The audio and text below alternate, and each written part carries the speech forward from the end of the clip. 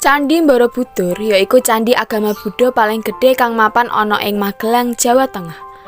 Sawetara abad ke-6 nganti abad 14, akeh kerajaan Hindu lan Buddha ing Indonesia, salah sijine ya Kerajaan Medang. Saka wangsa Sailendra kang mrentah ing wilayah Jawa Tengah sekitar abad ke-8.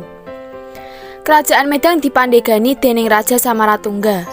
Dheweke nduweni gayuhan mbangun candhi Buddha kang gedhe lan menehi ngerti rakyate.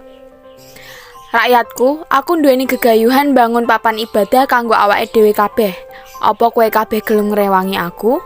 Sendika Raja, awake dhewe kabeh gelem ngrewangi panjenengan. Wiwit dina kuwi langsung diwangun Candhi Borobudur nganggo tenaga rakyat kang sukalela ngrewangi rajane. Dheweke nggawe Candhi Borobudur karo watu kanthi berundak.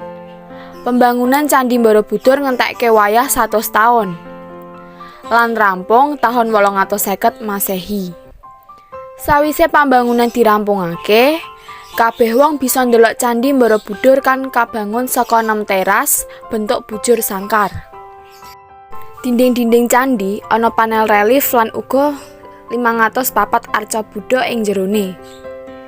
Ing 929 Masehi, Gunung Merapi mbledos gedhe saengga gawe Kerajaan Medang lan rakyate mutusake pindah ing Jawa Timur lan bangun peradaban maneh ning kono.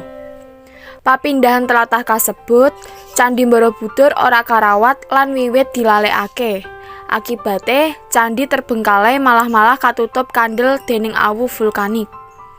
Taun 1914, Gubernur Britania kang njajah Indonesia, Thomas Stamford Raffles, merintah anak buahe kanggo penelitian ing Jawa, yaiku Hermanus Christian Cornelius.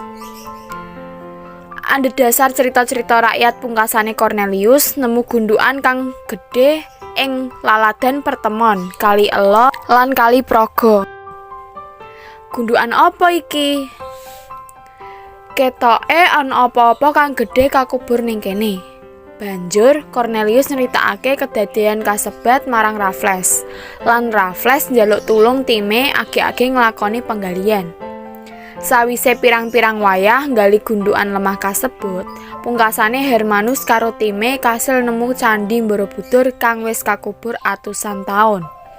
Ing taun 1971, pamarentah Indonesia karo UNESCO nglakokake penyelamatan gedhen-gedhenan marang Candhi Borobudur.